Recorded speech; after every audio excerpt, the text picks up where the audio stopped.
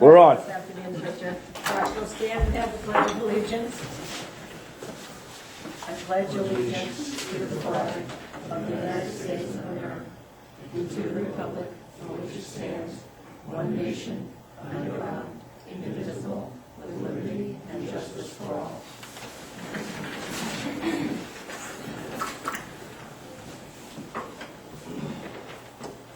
And approval of the agenda.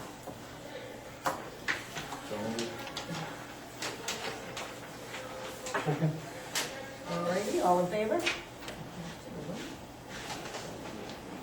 Okay, we're going to go right to public forum. In public forum, anyone may speak on an item which is not on the agenda. Alrighty, what do you have there? First one, I'd like to thank Dan for taking the time out and writing the editorial that he did. I actually was glad to see that somebody actually was objective, and even with your previous opinions, was at least willing to take the time and analyze both sides. I think a lot of people, when it came to the school situation, was very rooted in, and regardless of the information, good, bad, or different on either side, I think there are a lot of people who have shut off any kind of thought and formed their opinion, and that was it. So I'm actually glad to see that somebody with some leadership actually took the initiative to kind of state the facts. So I appreciate that. The next item I have is related to the Economic Development Committee. I know Dana, I think you're involved with that. We're spending money, on top of, the 35 grand we just spent for this school study, $60,000 that 3 of you voted for to get rid of John Fraser, not including all that. So in the last year we spent about over 100 grand in all these costs. That's, consider our total budget outside of the school is around $1 million. That's a lot of money in a year. And I really, I think the town, at least from what I've seen and what was published in the Warren article, I think that development study, or that branding study, I think is completely missing the mark of what the development should be about. I think it needs to include some modeling. One of the problems that Arundel has, and you don't have to look very far, go look in New Hampshire, because all of their taxes are based on their property tax. Because there's no state sales tax, there's no state income tax. So they're a very good case study, because what happens is, when things are good and the housing market booms, you can see the towns, especially smaller towns where people do the drive to qualify kind of thing because they go to the less expensive towns, they tend to cling to those, like the Epping, Raymond, Fremont. And go look at those towns from in the early 2000s, what their tax rates are now. What happens is, people move in, these houses come in, and if you look at Arundel has hardly any rental market. There's some, but it's the vast majority of it is single-family home. Those bring kids. And right now, if you look around and just drive around Arundel and look at how many lots are basically, it's basically like shadow inventory of lots. Just the one on Tarbox, I think it's Tarbox, or I can't remember the name, it's right off Old Post Road. 42 lot subdivision. That's sitting there waiting. It's by his son, owns that. Just that subdivision alone, you factor in how many kids, say 1 kid out of every 3 houses. The problem this town is going to face is even if you bring in 10 businesses, which that's a pipe dream, but let's say you bring in 10 businesses, do the amount of money that you're going to get in tax revenue. And right now, the planning board, the current, it seems to be, vogue right now to wipe away any requirement, be very, anything, you get anything at any cost, we'll take anybody and everything. But, even with doing that, like the seasonal cottage, that kind of blown up, that's kind of gone nowhere. And that was more or less fast track. That definitely didn't get a lot of, so all these things that people were clamoring around on the planning board never keep, coming to fruition, right? So what's going to happen, the way we're set up, you're going to keep adding houses faster than you're going to add businesses. Our tax rate's going to just keep climbing. You go to many other towns around here that we compete with, go look on their town websites. It'll say services. water, full-time fire, full-time police. It has those kind of services, a library, trash removal. We don't even have trash removal in Arundel.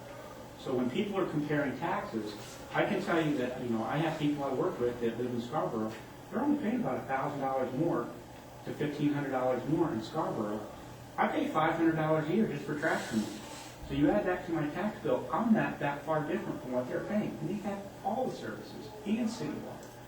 So when you guys go out and spend money, I think you need to look at this. Maybe if you think, well, I'm just going to sit tight and live in Arundel forever and ever and ever, life is great. But when you want people to come here and businesses to come here, if the tax rate gets anywhere even close, that's the only competitive advantage Arundel has had, is the tax rate was lower enough so it would attract people to come here. Now you're going to take that away. And if on Route 1, virtually unbuildable, there's so much ledge, no city water, so you have very, very limited number of services and businesses that can go in there. So you're going to spend money, you're going to do a grading study, great, we'll get business, that's great.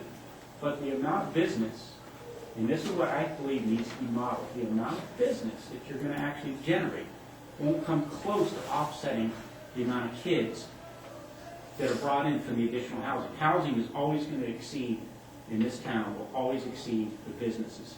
And I think we need to actually look at moratoriums, because what will end up happening is the next time we have an uptick in the market, in the housing market, all these lots, there's all these little teeny 2 and 3 lot subdivisions all sit there. Dan, you see them all the time, they just sit out there. And as soon as the market comes, bang, bang, bang, bang, bang, we hit the 36 limit. I don't know if it's been removed now, but all of a sudden it'll be 5 or 6 years where we're hitting the limit again, and we end up like this again, where the tax revenue from the businesses just keeps, never catches up. And I've brought this fact up before. You look at other towns around here, go look at other towns and look at their commercial and versus residential property tax ratio. Arundel, the last time I calculated it, was around the 13 to 17% range. If you look at Kennebunk and you look at Biddeford, it's closer to about the 23 to 25% range. So if you don't look at a moratorium, I think another thing to look at is at that ratio. Just tie it to that ratio and say, you know what, if we don't have that, if we don't have this amount of property coming in from commercial, then we have to keep it down. And I just think that, and really what has set this off is, I look at somebody's out there asking for a sheriff's deputy. Now, it'd be great to have, a full-time police, that'd be great. We can't afford it and be competitive on taxes. Our taxes are going to go through the roof. So, the problem I have with that and watching, and I can't remember the individual's name, but he keeps asking for this cop, which is great, but when, why don't we look at things like trash removal? I mean, we can't even afford a library. We're unwilling to fund a library. I mean, arbitrarily, somebody decided, well, let's just cut the budget in half. And that ends up on the warrant article, and now people don't have library access. But yet somebody's asking. And what I didn't like, when I saw from the board, I saw nobody asking for objective data. Publish it on the website. There's other towns that do that. If we need another officer, where's all the activity happening? What's causing it? Because if it's a business that's causing it, then we need to start looking at the surcharge for business. If you have too many calls to a certain business, you pay the fee for it. There should be a penalty, if you're generating a lot of activity. But where is the call for this? Is it just the increased number of calls? Well, where is that coming from and why? Because I don't see any objective data. All I saw was, we did a straw poll.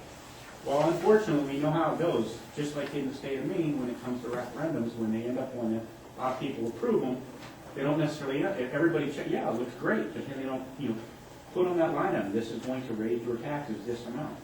And I think that's the problem, that we have to look at services like trash removal. I'll tell you what, I'll give you an example. I'd rather have that $500 wrapped in my taxes. You know why? Because that taxes now becomes a tax deduction. I get a third of that back.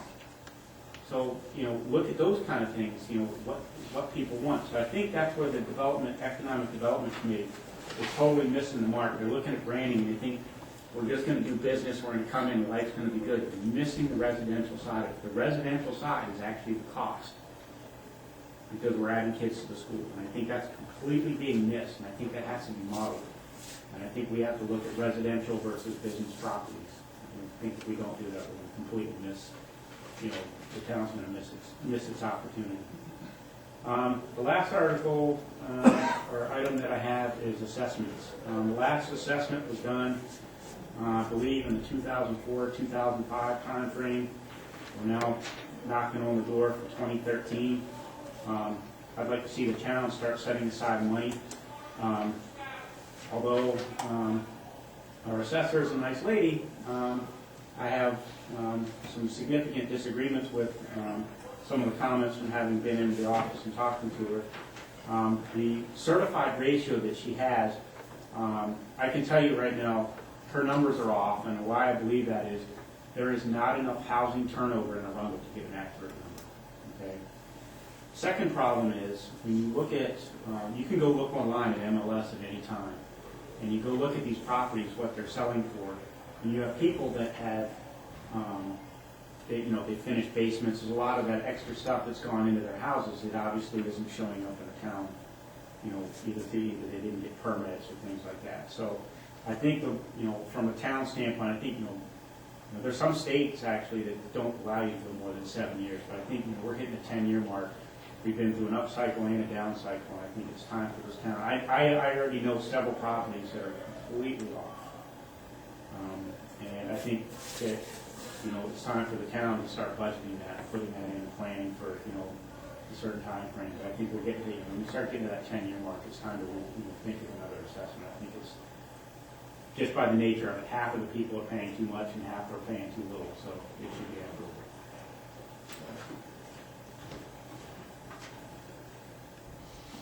Thank you.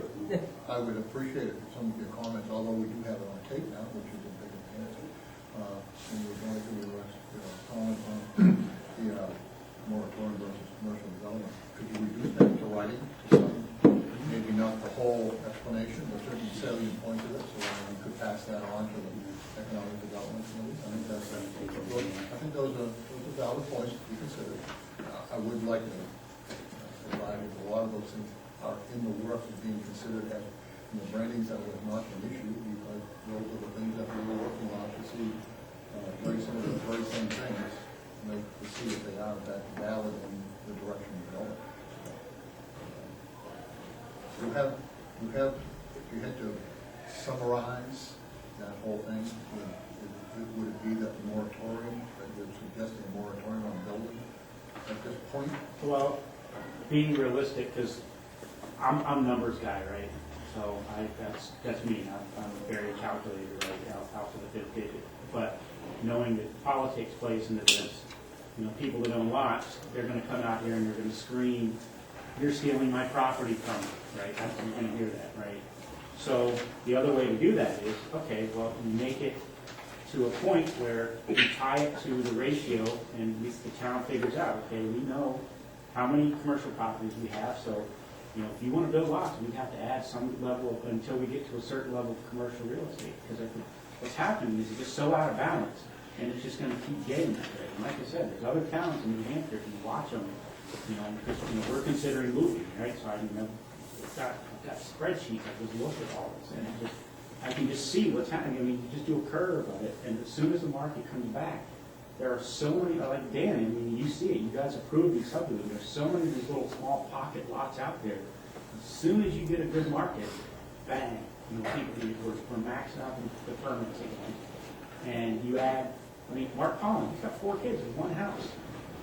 How many businesses does it take to pay for that 1 house? So you get 3 or 4 of those and, add 40 or 50 houses over a couple of years, you're so upside down again, there goes the tax rate. And it's like a vicious death spiral that you can't get out of. So we want to add police. Everybody wants to have police, but we, want to have library. But this town is in this. We're literally stuck in the mud because, the school obviously, it's always part of anybody's budget. It's the biggest part. But beyond that, we can't do anything. Every time something comes up to buy something, it's a crisis. The only way to do that is add tax revenue without adding cost. And the only thing that adds cost is housing, because it brings kids to the school. It's that simple. Really, it's like, what else is there to say about it? Yeah, particularly use it, that would be helpful. Thank you. I just want to add something. You know, the seasonal cottages was, that wasn't rammed through. That was a long, drawn-out process, and unfortunately, you know, the market hit the wrong time. But if things were to work out and that were to come back, that's a huge tax revenue to this town. I mean, it's unbelievable what that can bring into this town. So, you know, it's sitting there, and hopefully, you know, when the market turns around and, you know, if houses start coming in, that'll mean that the market will turn around, and hopefully we can do these seasonals. And, you know, I mean, it wasn't something that was ramrodded through. It was a long process. It was thought out, and it took the planning board, you know, quite a while to go through that. And, you know, that was a significant thing that had some good ramifications for this town. And then the police thing, you know, we can say that, yeah, we want to look at it, but it's not our decision, right? It's the decision of, it's the voters of the town, and if the, you know, the town of Arundel decides that they want to pay for it, I mean, that's the town's decision, right? I mean, that's not this board. We can move forward, we can look at it, but it's not our decision, it's the town's decision. But at the same time, there's been no objective data put out for it. It's just been, oh, yeah, it's great. Well, yeah, it'd be great to have 50 cops, right? Well, but there is data that he puts out at every year. He provides the data and then a list of how much burglaries and everything has gone up. Well, So where? Is it along Route 1? It's all over town. I think you're right, because in the past, we've worked those numbers together on police calls. And I think you're aware that on a monthly basis, they produce a report where in town, even to the residents, okay, where the calls are made. And that information is readily available to us at any time. I think at the last meeting, we discussed that. We decided that at this point in time, because the chances of adding another deputy under the circumstances that were presented to us was probably not going to happen. Rather than just pulling that data, which we have access to, we decided not to do that. It was a conscious decision not to look at that data. The deputy was standing right there, and he gave us kind of an overview of where things are. But we have access to that data at any given time. So we could pull that when we decide that adding a deputy sheriff would be something that would be prudent for us to do or to put on the table so people could consider it. But at this time, I think that we decided it wasn't a reasonable thing to do. But we know that data is there, as well as you do. You know that data. I'd just like to see, you know, before you start adding things like that, things that, you know, from a homeowner standpoint, things like services, whatever they may be, like trash, things like that, be considered, because those are things that, you know, actually add value to the community as a whole. You know? Like I said, it's nice to have a great big police department, it's nice to have it, but only 4,000 people, but just the money's just not there. You know? If I could, just for a minute on the branding, the reason that the branding has not gotten off the ground for a variety of reasons is, one, we're still trying to figure out exactly the direction of that, where the branding may go based on cursory interviews and things with those types of professionals. Rather than look at live retail stores, we may, as you just pointed out, the income may come from, just as an example, maybe because of the medical industry is where it's happening right now. Maybe it's doctors' offices and medical facilities along Route 1, okay, that will generate tax revenue. CAD is very, very cognizant of what we put on Route 1 that will generate taxes. To put some facilities that may be nice for the community to have, but don't generate taxes, that may be good for a one-off. But for a whole industry to do that, that doesn't make sense for us to do that. And we're cognizant of those types of things. So we look at what types of income we can generate, what's the tax base, how it will affect the tax base, to our advantage for the types of businesses that will eventually hopefully populate Route 1.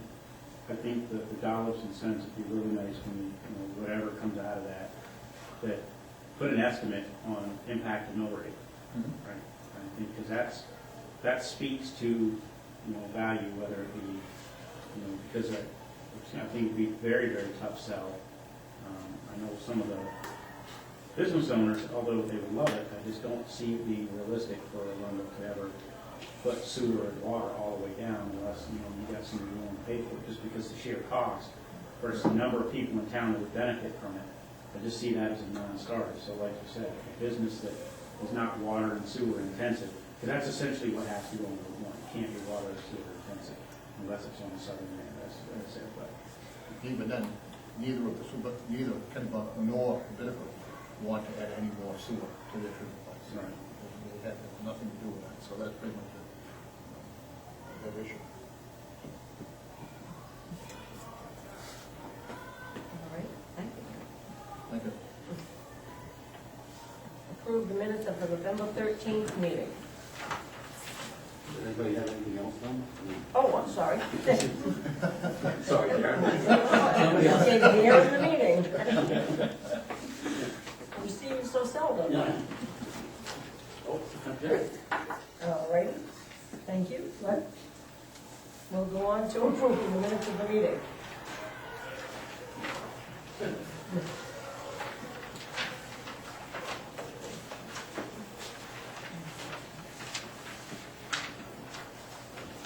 Motion to approve. Okay, second? Second? All in favor? I just saw one, and Got a typo? second page, item 7A, with just a sentence that says the chief has, and didn't say anything after that.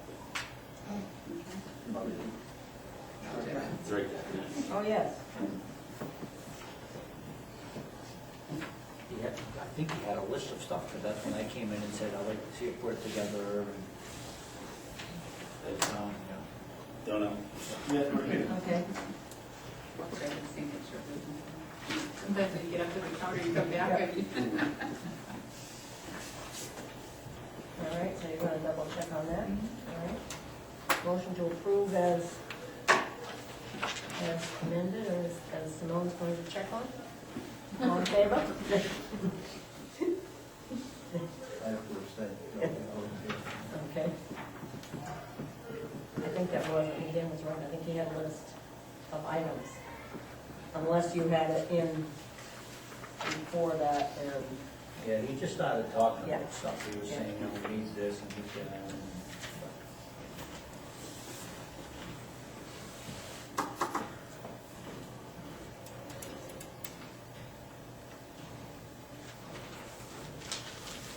okay, committee and board reports. Planning board meeting on November 29th at 7 PM in the MLD School Library. I would like Selectman DuBois to give a planning board report to us at this point in time. since the last meeting, we haven't had a planning board meeting. Yes. So I will be at Thursday's meeting, I will update the board. All right, and the RSQ 21 School Board of Directors Business Meeting is December 3rd. It's a Monday, this coming Monday at 7 PM in KES Room A102. I'm going to try and get to that meeting because I didn't get to the one last week where they were talking about the renovations. Yeah, You were there? I plan on attending all these meetings too. Okay. Anything exciting happened at that renovation meeting? They talked about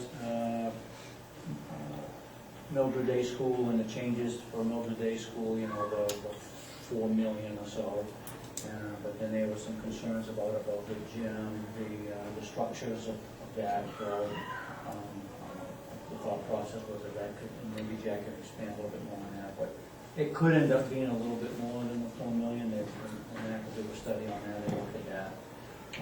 The Kennebunk consolidation, they think that might actually be a little bit lower based on what they've seen in over in South Portland.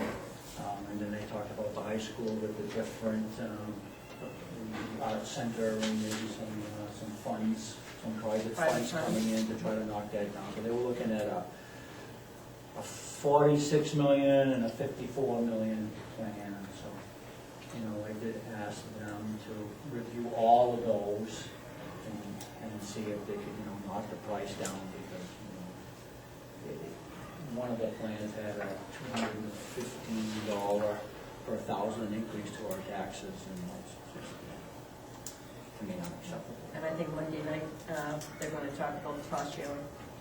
Yeah, they had talked about that, actually. Yeah. But it was a pretty good meeting, and there was some nice information for sure. But I think we have to keep our fingers crossed. Definitely. Yeah, I thought the memo getting out of the RSU was that consolidated was up to like 9 million, including the new gym. Right. The overall project was up to 60 or 61 million. Yeah. Is that, But the 9 million. we weren't getting the gym.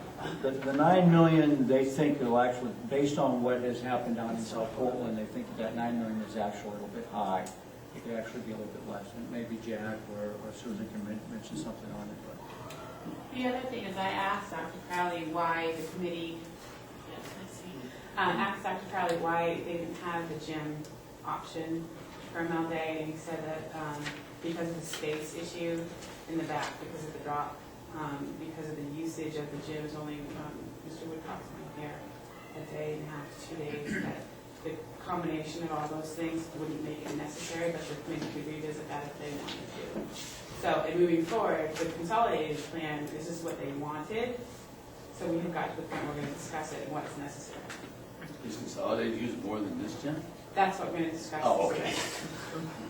But that's what that committee presented, that. The committee that was here, that's what they presented that they wanted. So this, But you that know, was because of the withdrawal. that's still the committee, that's still what Because they presented that they wanted. You know, and so what you asked for I understand that. at this point, so that's why there's a difference, because one committee said this is what we want, and the other committee did not. Okay. And then when asked the principal, they said the cost, not the cost, but that the fact that the structure would be where you would put it, would take away from the playground, would have to move the playground, there's a drop off. And who's talking about the location, is it really necessary to have just because we like it? And Dr. Crowley said at this time, he does not feel it would be with the committee, can revisit that if they wish to. And we are going to talk about the cost sharing. I thought the major cost from what I read was that it's going to be from the portable classrooms to turn it over to maybe permanent classrooms. I thought that was the major. Well, let's say that they weren't going to go away, but yes, they were going to put an addition on that wing, and then I believe the rec department, the last I had heard, was they were entertaining using that for the rec department, the portable classrooms. Here, right? Here, yes. But I was on that committee, I missed one meeting, okay, and then the other involvement postponed until this thing was resolved with the What happened while you weren't there? Yeah. I guess all it was. But there were a lot of things that were on the wish list, but it was going through Dr. Crowley and people going through, do we really need that? Do we need to do that? And it was a very good discussion about what, need versus want and what's necessary. There were some things that are very necessary and others that, particularly from a code point of view, we should do, but is this the time to do it under this bond issue, or do we do it at another time? And to my knowledge, and I guess I missed something, because those were way up in the air. They weren't even close to being decided yet. So the whole idea of $4 million, we were considerably under the $4 million at that point. So Talking about moving some of the classrooms over here, putting them over here, the fifth grades, taking them, putting them over on this side, putting a building over on that side, yeah. to remove the portable classrooms and. Entry vestibule. Yeah. Jack, do you have any There's another, right. Do you have any input into the MLD project? Well, my recollection of the meeting was that Dr. Crowley presented everything in the way of life safety improvements, and as well as upgrading all of the equipment in the building, boilers, heating system, improving the energy efficiency of the building, and with the exception of the gym roof. And building classrooms so that all of the students would be in a single wing now. The music and art would move indoors and take the D wing. Let's see. Special ed would have their larger classrooms. Pardon? Special ed would have their larger classrooms. Special ed Closer to the would gym. be expanded, 2 new rooms built, and another pair of restrooms. So they can be isolated away. Yeah, and also be a redesign along this end so that that end of the building could be kept open and this area closed off and secured for public events that were out there. There was, as Susan indicated, the feeling was that there was not a need to build a new cafeteria and kitchen because it really didn't interfere with the use of the gym, but about, I think he said 1 hour a day or a couple hours a week. It was a very minimal amount of time and simply not worth the investment in doing that. And he didn't anticipate further growth in that area. The one area that was left open, I believe, was 2 areas. One was getting engineering back in to take another look at the roof of the gym to make absolutely certain that it is safe in its present form. And if not, then add to the cost of whatever, either replacing or strengthening.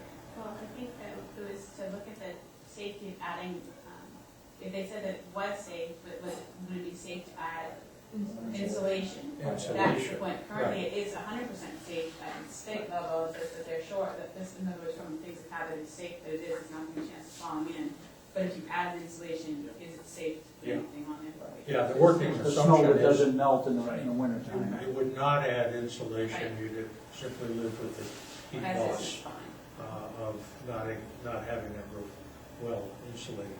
And the other was to resurvey the D-wing and see if there's been any further settling.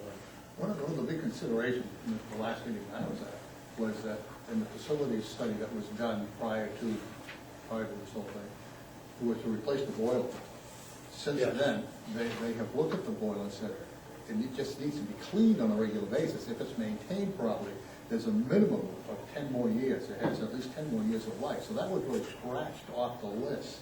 Now, it appears that it's back on the list. Is that what you're suggesting, I John? don't recall explicitly. Okay. Specifically, I think you just have to upgrade all systems so they're up to code and up to standards for Okay. electrical engineering. It's basically the engineering systems to make sure it's up to code.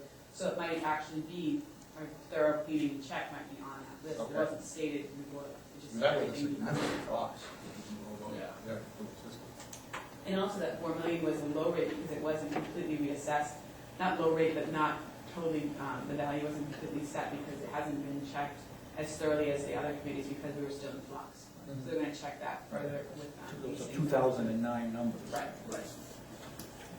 And they weren't going to do anything with the kitchen? No. Wasn't asked? No, I don't recall that there was any intent to change that. There wasn't anything on there to be asked to. That's what I'm saying, it's the initial conversation, so if it's something that's still a big issue, then we could still not close. But those are the things that were presented from the committee in this one. One other comment I might make is next week's meeting, my understanding, correct me if I'm wrong, Susan, that the intent is definitely to take up the cost sharing question and look at setting dates and determining when that election would be held. Good. Is that your understanding too? Anything else there? New business, Selectmen authorized final payment to Robin Sue Builders for the salt sand shed roof. I've been one of those pain in the behind customers, showing up 7:30 in the morning, making sure things are going well.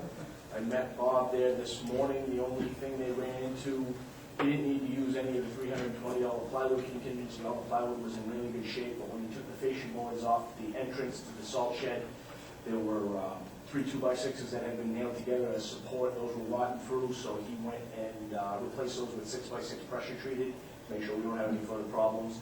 And they will be done by coffee break tomorrow, so I'm assuming coffee break is a moving target tomorrow.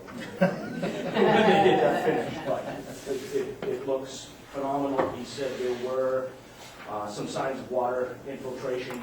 The shingles were reaching the end of their useful life, but there was no hardwood damage, so it was good timing, and like I said, they'll have it wrapped up tomorrow. So we good for another 20 years, basically? It's a limited lifetime warranty, they don't go by years anymore, typically these shingles will be a 30-year warranty, they prorate them. He's a Certainty certified installer, so I believe it actually goes beyond the 30-year period now. It all depends on what fails first, and they say the roofing isn't going to be the first to fail, the underlayment, so after you get past that 30 years, it's everybody's guess. I'm hoping that I won't be here for the roof to fail.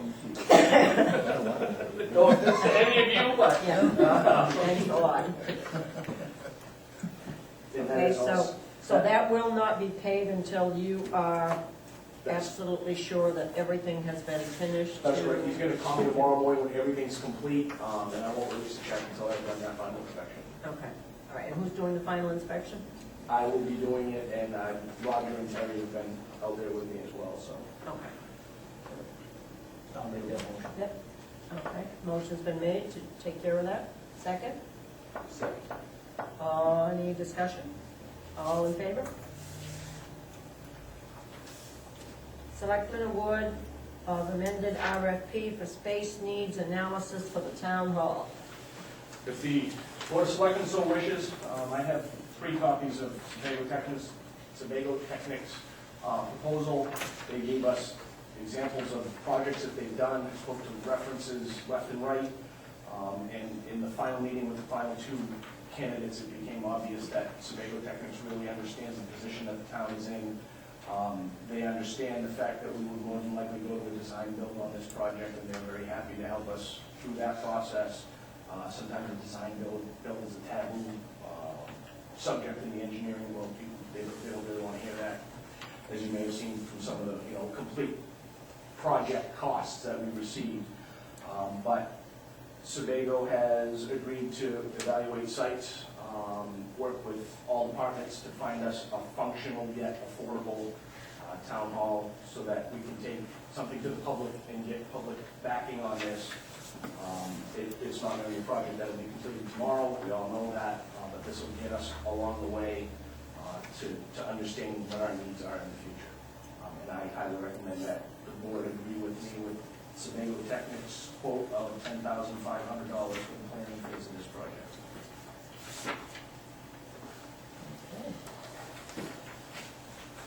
You looking for a vote tonight? I am looking for a vote. I'll move that we'd accept Sebago Technic's proposal with the understanding that you understand what they're doing. Yes. I'll second that. Okay, any discussion? Where's the town hall gonna go? We don't know yet. As honest as we can be, we have a few sites that Sebago's going to look at for us. We're going to have some community discussions to see exactly where that town hall will Because you won't be able to fit on that site, right? We would have to go up. It may be feasible if we did a second story and moved the town hall closer to Limerick Road, putting all the parking behind, but that's part of the conversation we need to have, is where it's going to go. We do have one lot on Route 1 that's got several vernal pools on it that may become an issue, so they're going to work with us to, if we don't have a piece of property, then we'll begin to look for a piece of property at some point in time. And nothing else happened, because we did that committee with the town center kind of thing, nothing else happened with that committee, right? That all kind of stopped, it's too bad, that was a cool night. I was told never to say those words. Yeah. Sorry. In public. I thought it was interesting. But I read the study. It was really Village interesting. Center. Village Center. Hopefully we're all. Yeah. Yeah. You know, I think it's Example of poor marketing. You know, that's something that it would be nice to be able to build a community around the town hall, you know? And that's where the conversations need to happen as to where it's going to go. Right now, the engineering firm has been told that we don't want a town hall that we're going to outgrow in 20 years. That's unacceptable. We need to consider the future, but we don't want a Taj Mahal either. We want something we can afford with the possibility of expansion and taking into consideration all of the factors that we have in Arundel. I think we'll come up with a tentative finished product that we can take to the public, and hopefully we can gain acceptance and make it work somewhere in town. What's the timeframe? This project, they'll probably begin in January, begin interviewing, committee meetings and the like. Probably we'd be looking by April to have a tentative mock-up of the building. So you do this study. Yep. Now, what's the time frame for, because if you're going to do this study, then you have to follow that up with, because that study's not good indefinite. So that means that you're under the assumption that the building of the procurement of a lot and building of the building is imminent. But yet, that's not been voter approved. I don't think I'd use the word imminent. Right. We're gonna do some studying and planning there, and Yeah. as you would rightly suggest, I would assume. But we need some information just on space needs. My point is, we're spending another 10 grand after the spend, we're, see, another study, you know, we're going broke, it's, you know, it's the classic, we're going broke $5 at a time, right? And I'm looking at this study, I know how I'm looking at this study. Don't spend that unless you're really, really sure that within the next year or two, we're gonna build it, because otherwise, you're gonna build it, the pricing's gonna change, you know, if the market goes up, financing costs, all those different things, you know, are gonna change. And so, to me, if you're gonna spend 10 grand, you know, I would think that we would have something kind of lined up before we go spending 10 grand on a study. We should be a lot further along to know that, hey, you know, we've got the money, we know that, you know, we've got a pretty good feeling that we're actually gonna get somewhere with this. Because otherwise, we're gonna spend 10 grand, we're gonna light a match, and boom, it's gone. And, you know, if we don't build that for 5 or 6 years, that whole thing is gonna have to be redone. Well, I think we have a pretty good feeling that this is step one, that is going to keep going. In other words, we're not going to take step one and then it's going to stop. That town hall is in horrible shape, and it's not at all ADA compliant. And we need to start with this first step and keep going, so that we have something concrete, not to take to the voters next June, at least perhaps in the fall. So that, And that's fine, but, and I understand that, you know, but there was, I don't know, 5, 6, 7 years ago, maybe even 10 years ago, there was money that was being set aside. it is still there. But then that was getting stripped out of the budget and getting reduced, and right, I don't know, I think there was a couple of years where it got stripped out, and I can't remember. What's that? Totally. Yeah. So, I don't know where that account stands right now. It's about $400,000 in that. So what do we have anticipated for costs on that? That's what this is gonna. That's what this is going to tell us. I think that you do the same type of thing that we're gonna be looking at, in that there's gonna be a proposal with cost escalators figured in there, so as things over a period of time, if it's 2 years, what do we anticipate that's gonna be? I mean, that's what a good proposal is gonna do. And what are the terms and conditions that are gonna move us forward in a year and 2 years as certain parameters change? A good proposal is gonna do that, and I'm sure that we're gonna be looking.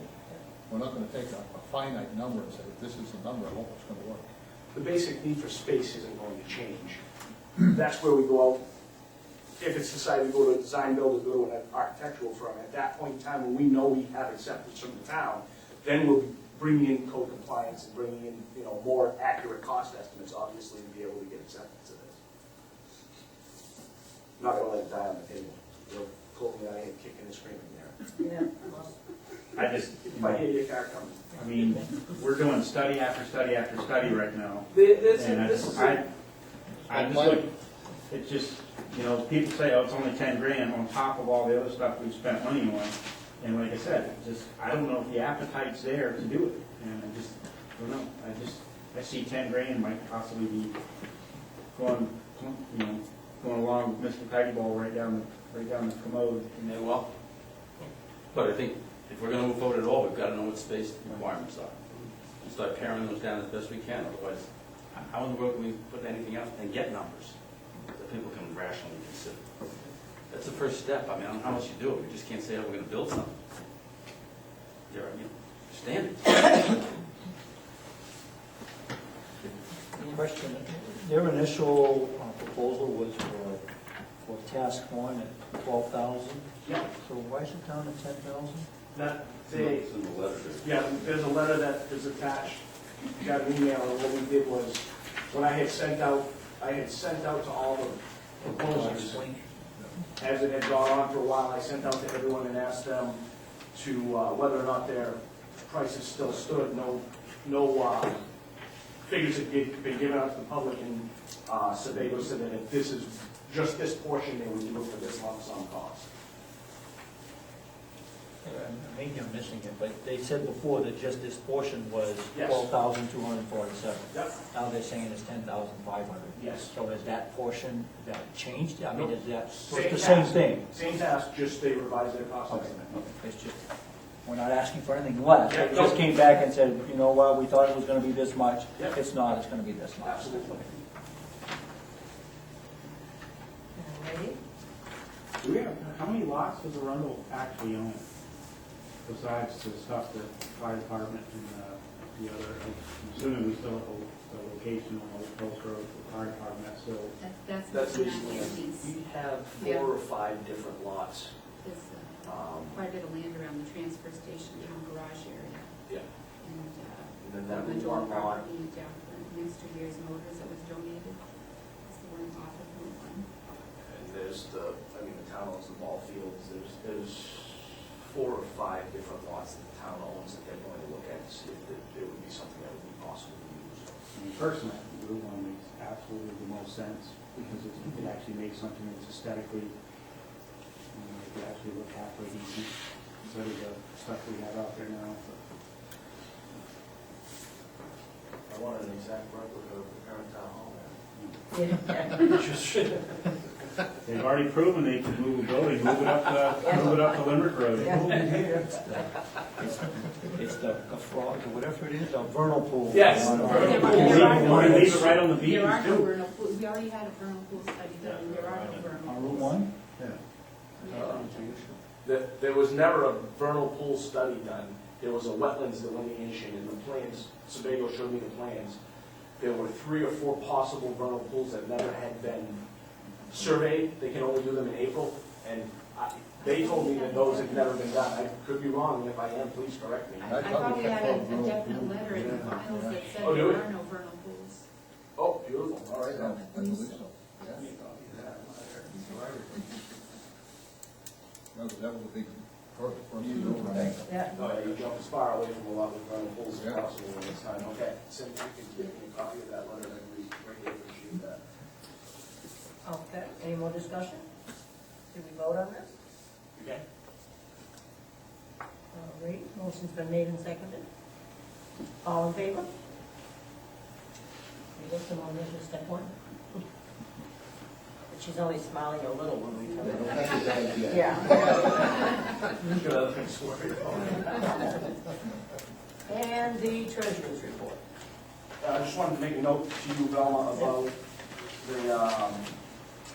the workman's comp that you had a concern about last time. That was overdrawn. That was allocated to the wrong department, so that's Okay. back to where it belongs.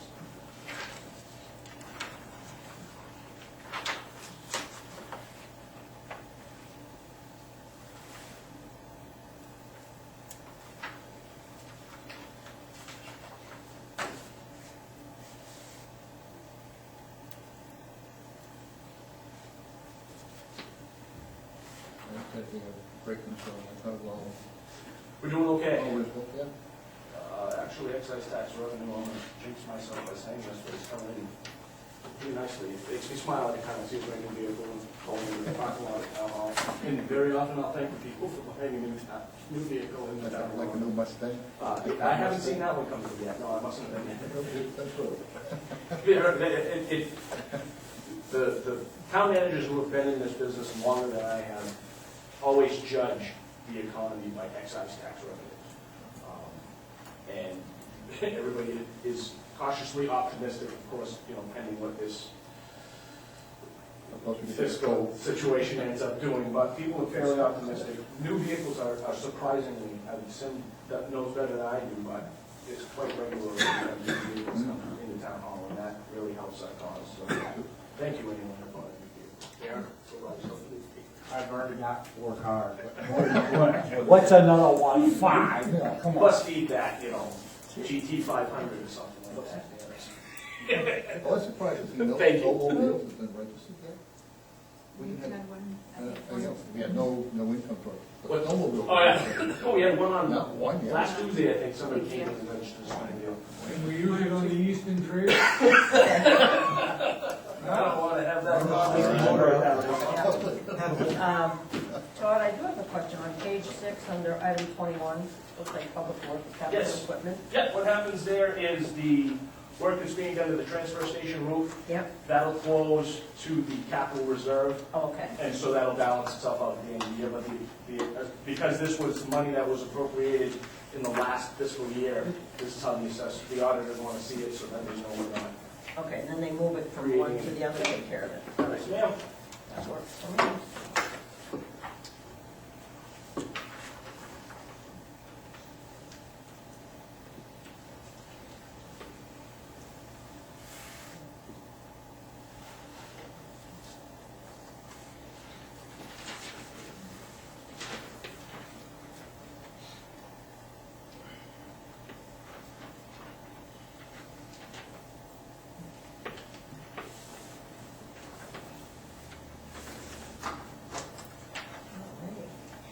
Any other questions on that?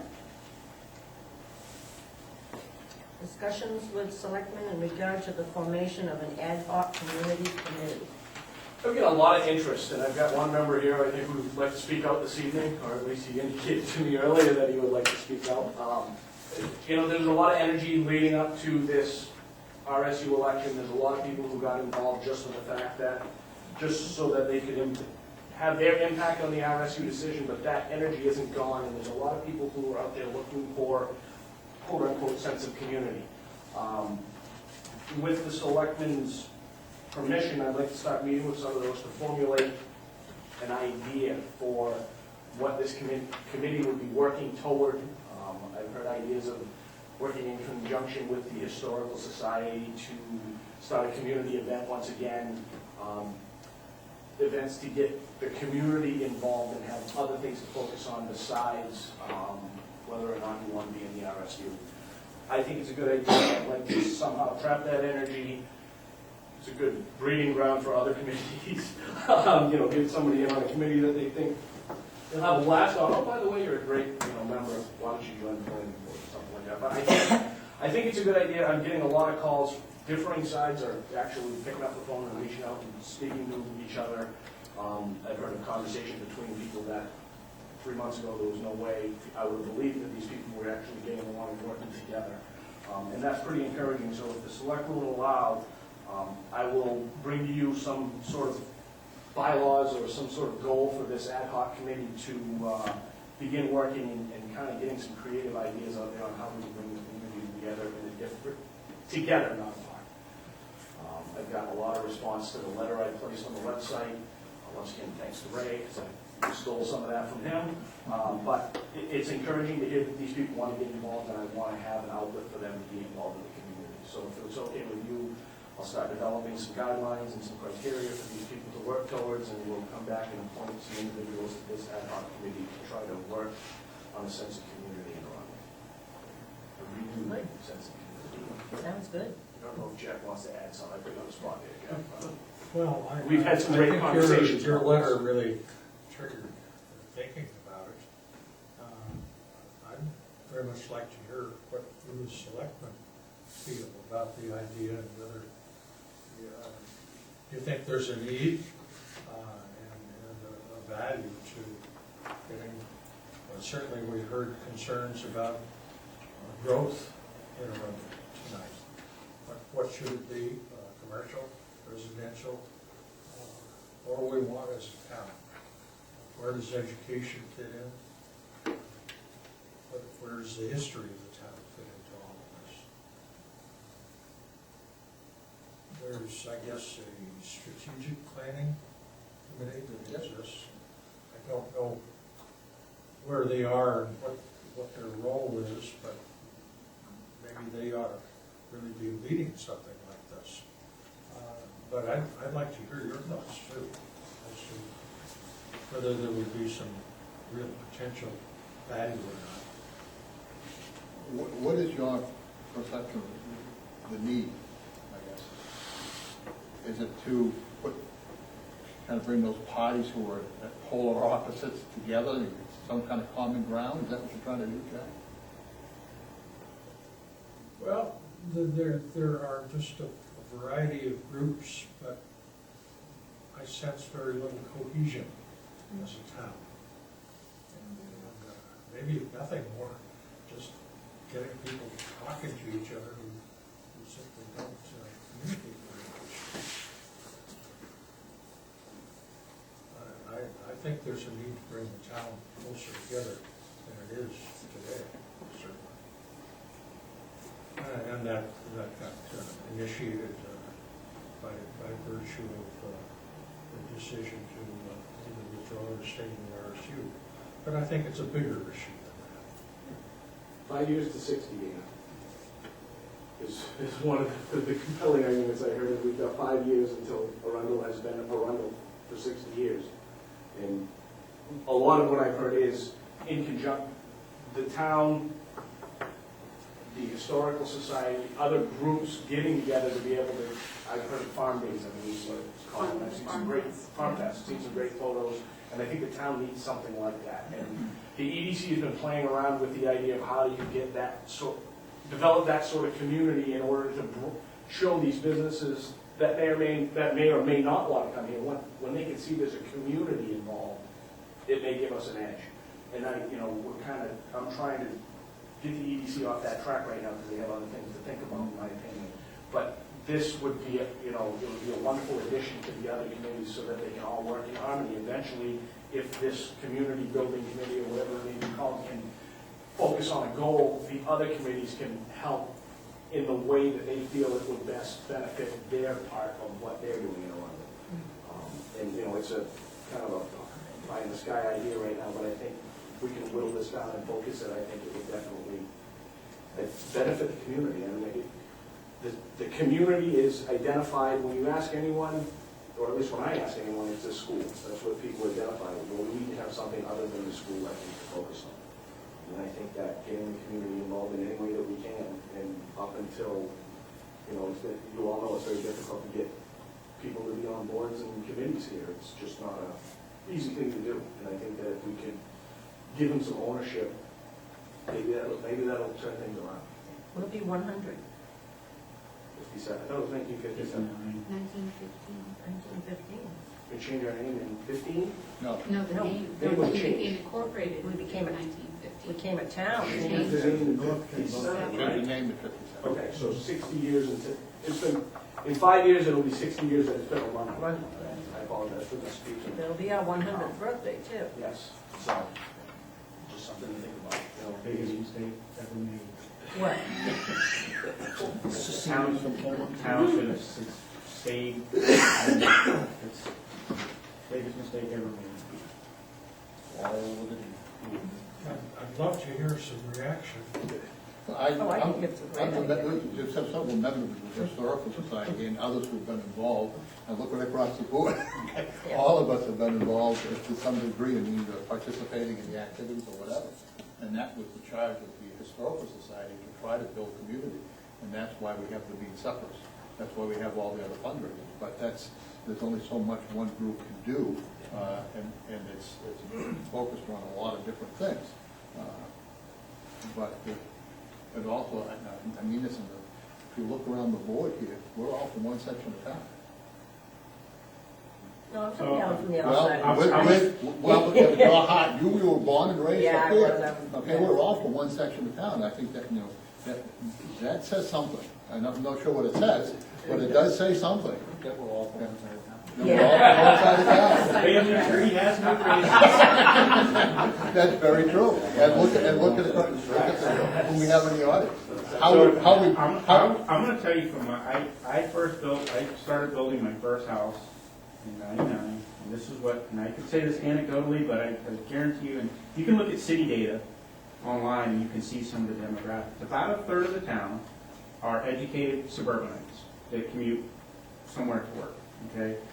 Then you have about the other 2/3 are what you would consider townies, so to speak. They live here, and it's interesting, after you live here for a while, you start learning, oh, that guy's relationship. I mean, as sad as it is, I know how many people, I can pretty much go through this town and almost tell you, and many, that person's related to that person, or this person is friends with, I know, you know that. And so, as far as community, and this is gonna be taboo as all get out, but I'm gonna tell you that school choice actually hurts this community, because just in Talbot Woods, in my subdivision, okay, just in this back section, we had, at one point, we had kids going all in the same section. We had the neighbor's kid was going to Kennebunk Middle School because that kid's father still lives in Kennebunk. We had the other one had gone to college. The other one's going to Cheverus. The other one's going to MLD. The other one's going to Berwick Academy, and the other one's going to Bedford. All on the same. These are all kids that were in high school together. Didn't even talk to know each other.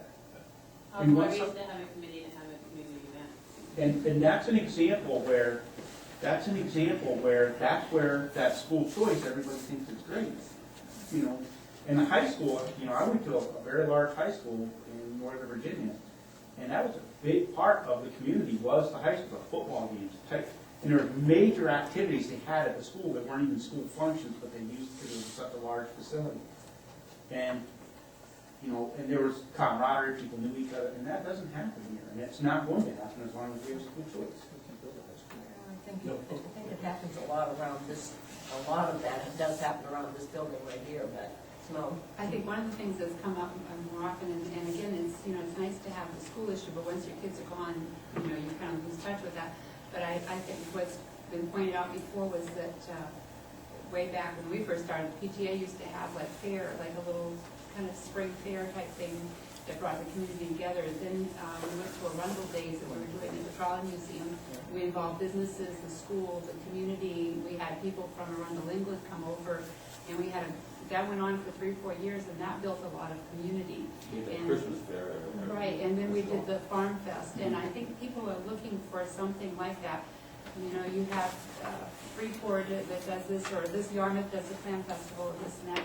I think if we had some kind of little community event, people, after we did the Farm Fest, they kept saying, are we doing this again next year? We said, no, it was just so much planning, but I think if you've got a committee outside of the town office that, wants to do something with the community-based event that gets everybody, not just, parents involved, but just everybody in the community involved, I think would be a wonderful, thing Well, for I think the you hit it town. right on the head. The reason I even decided to run for selectman in town, because it was the same people over and over again.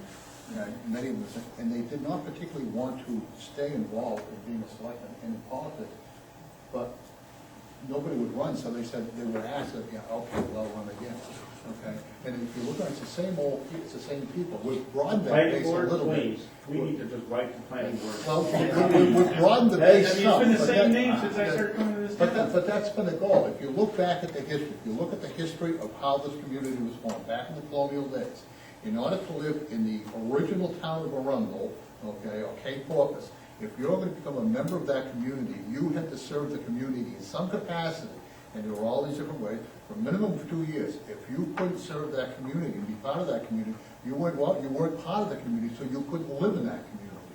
Now, obviously, we can't do that, but there was a way, because that brought people together. They had to become part of that community and the substance of that community. Now, how we do that, I don't know, okay? But it boils down to the same old people doing the same thing. And after a while, they get tired.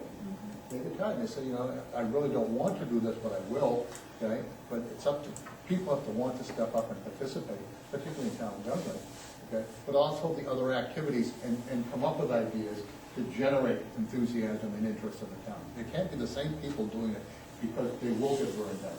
They won't have the time to do it over and over and over.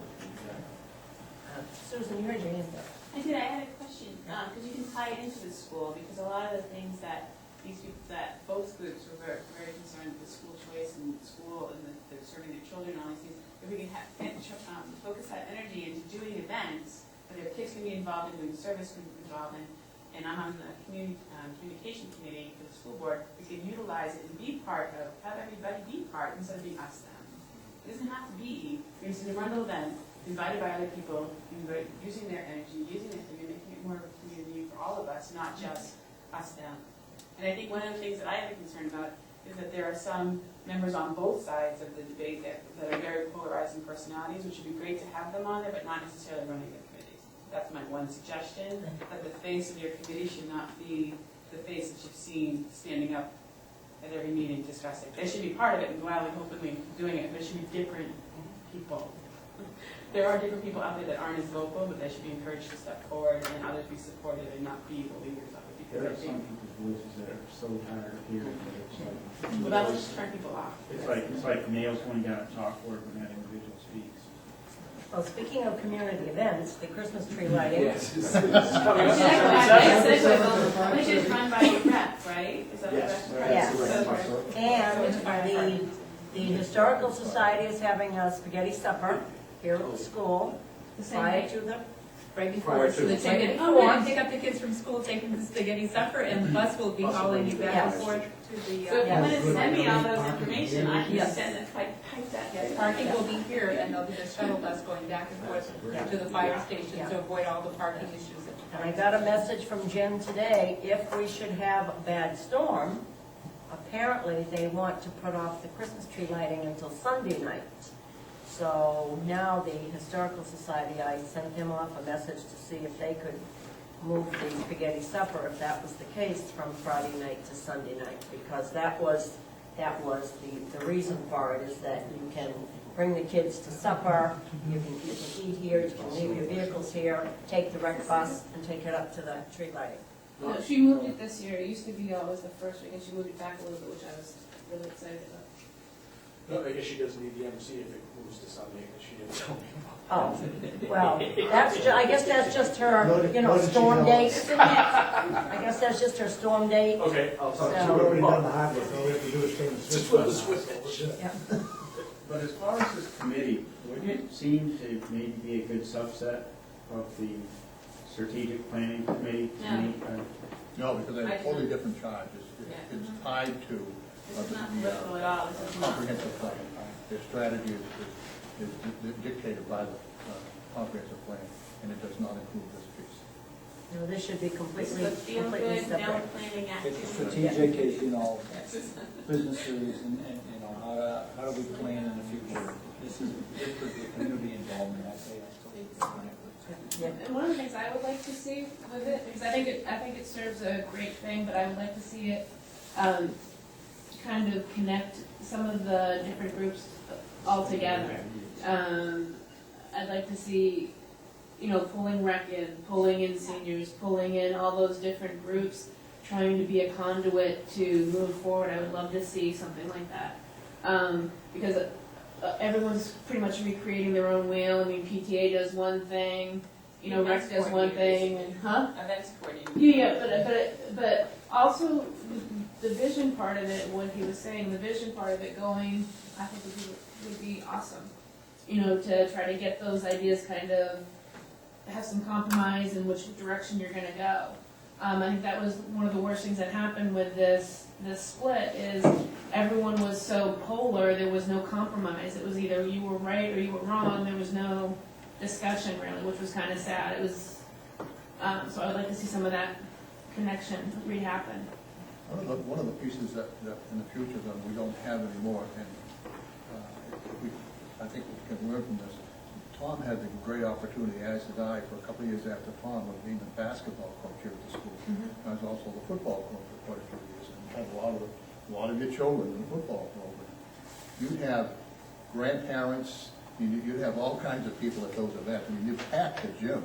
When you had those good teams, you packed that gym, with everybody that had an interest in who was there. Okay? And that was from kids from both sides, from all over town. That was the common denominator, that they were all involved in school, and that drew a lot of people. Now, somehow we can do some event things that involve everybody. Maybe the kids are the focus, whether it's basketball tournament, whatever.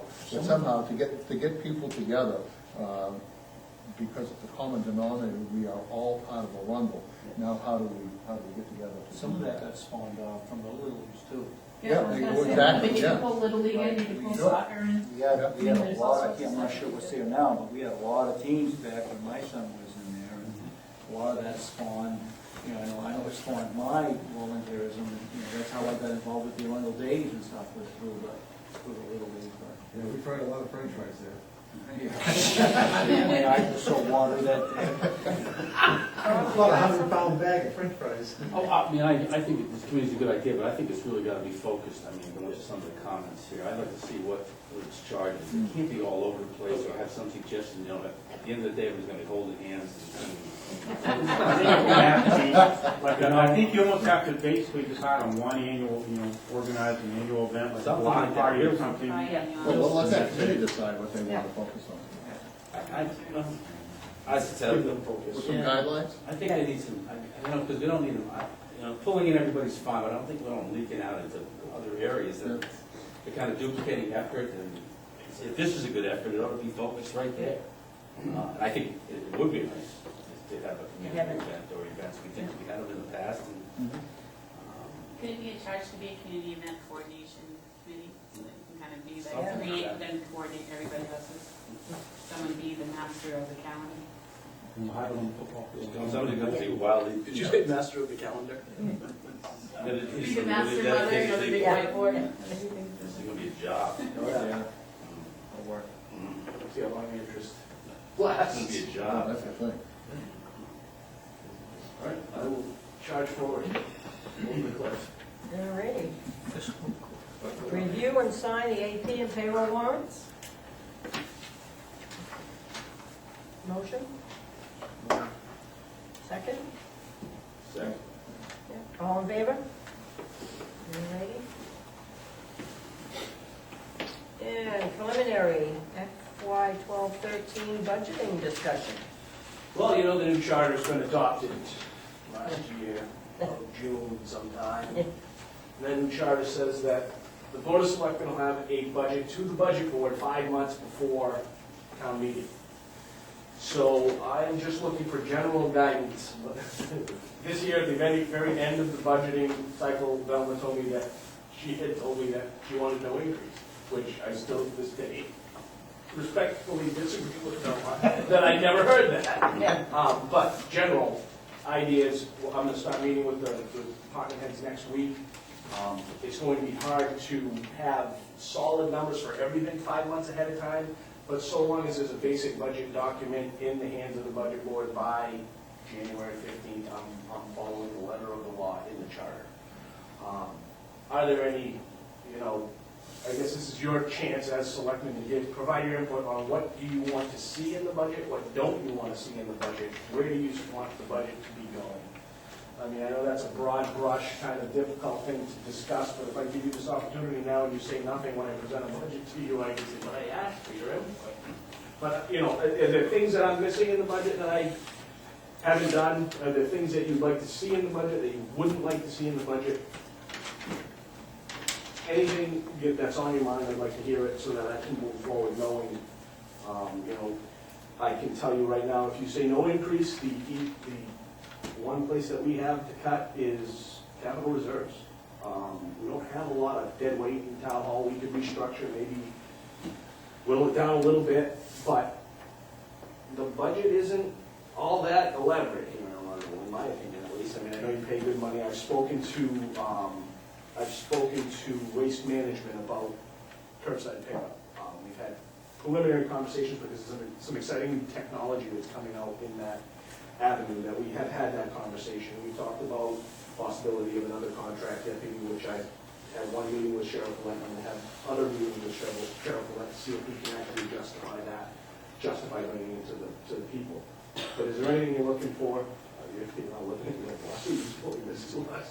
I mean, Are you going to use the same format you did last year? I'm going to, did you like the trio format or the spreadsheet format better? Because at the budget board, it got confusing with two different formats. I've redesigned the spreadsheet this year, and I think it might be easier to go that route, which would be that one, but a little more in depth. I'm more than happy to give you the entirety of the trio, but whenever there's changes made, it makes it cumbersome to start making new copies. So we've redone the spreadsheet so that it'll be more user-friendly in the presentation. The explanations will be in that format, everything will be sent to you in PDF so that you can read it easily, and if you have any questions, I can explain anything that you might have. But last year, we went through a lot of paper with all the different versions. The Trio format works well until you have to make changes. Usually our major increase is payroll. Yeah. What are you looking at for increases? You know, right now, we're looking at probably a 7% increase in health insurance. And I haven't gotten any cost of living numbers in the payroll department. That's always the touchiest one. That's always, you know, the one that you kind of like to get a little guidance. I know that I've gone through the salary survey, and there are some positions that are running that are greatly underpaid. There are some positions that are running that are at pace with other communities of our size and our valuation, and then there's positions that are paid more than communities. We would have to do a change in the personnel policy to go to a merit-based system if we were going to do merit raises. Typically what we did last year was the cost of living that was for Southern Maine, York County. I don't know if I haven't looked at the entirety of the budget yet to know whether or not, or to know how large of an increase or how large of a, salary increase the town can afford. And I'm very responsive to the fact that people's taxes have gone up for the past 2 years quite considerably, in my opinion.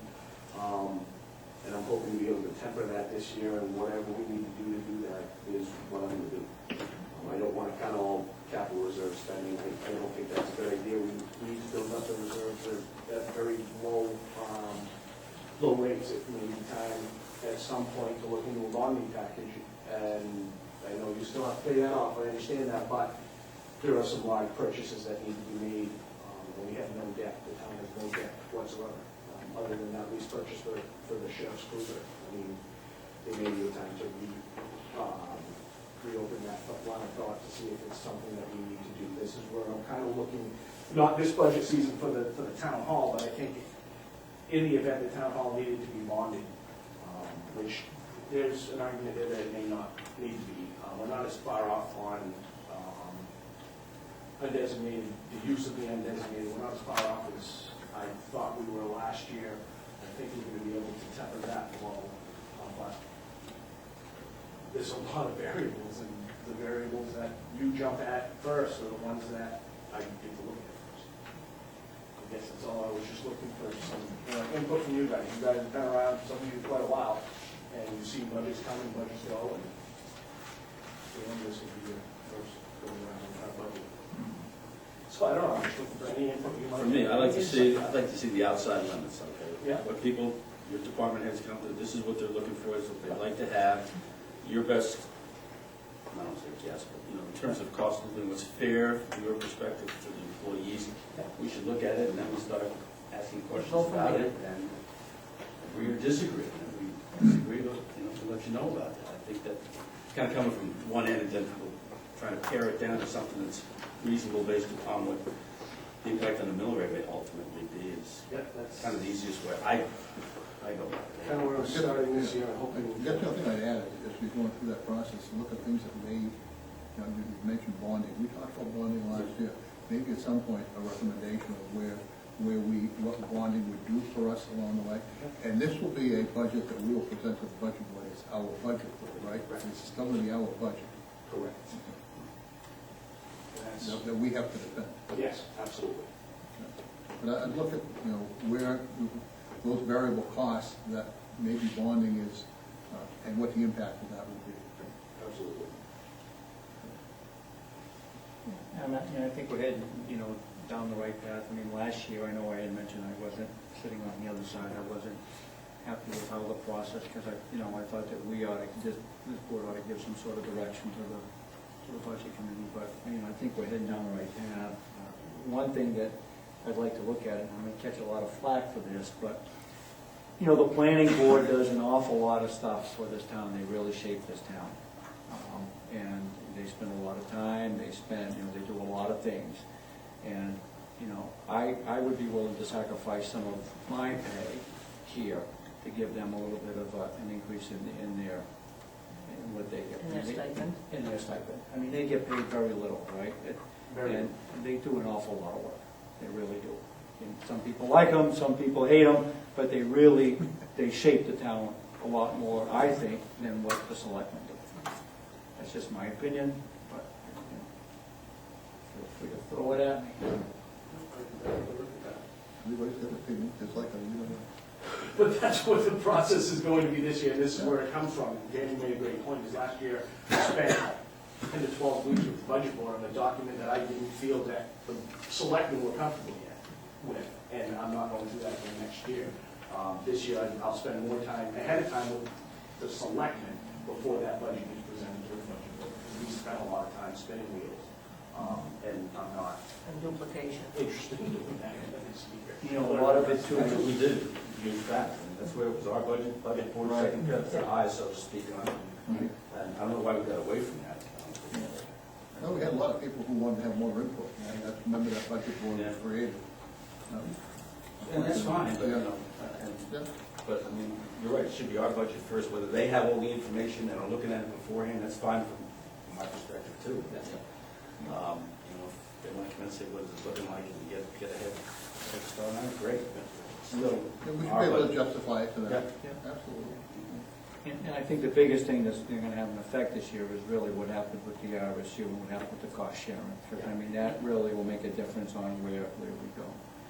The other thing that I'd like to ask is, you know, we have some money that's put aside for a park. And, you know, we talked about the trail, the Eastern Trail. And, you know, that to me in itself is one big park.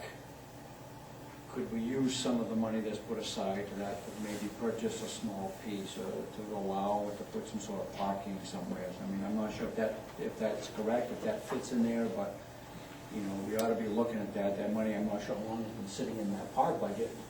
It was probably, I think it was 92, I think, that the first reference to that account was, but I could be wrong. It's been quite a while that it's. So I'm not sure if it fits that, Yep.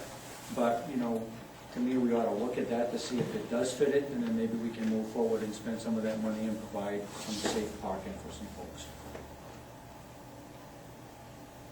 I mean, I have some ideas that I'm working on for parking, but I want to know, you know, what's available for funds first. Can do. Jack? I would like to see at least an investigation of what it would cost to rejoin the library Yes, we coming year. already had discussions with Jill and Sam, as you well know, so they're ready to come back to the selectmen. I haven't got my numbers from them yet. I believe they had a meeting or have a meeting upcoming, and Sam was supposed to contact me after that meeting's been held.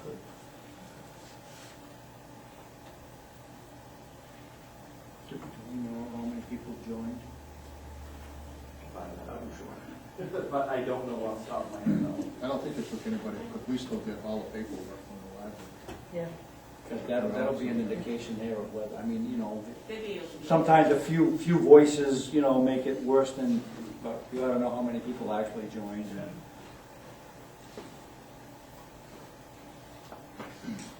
Any other insight? All right, get to work. Trash removal, no bleeds. Yeah, trash removal. You just gotta go up to that transfer station and then we'll take it from you. Do the cost, I mean, literally, figure out It's the a big cost. community center. Just right. I see a lot of people there. I spend an hour every weekend talking. Yeah, I spent 2 weekends there. Giveaways in, right? There's some exciting new technologies out there that could make that cost differential not as great as one might think it is. I mean, there's probably capital outlay depending on how you go, but technology is making that cost difference come closer. $3.50 a gallon plus the time that you spend, I mean, for me, it's nothing. You can almost walk.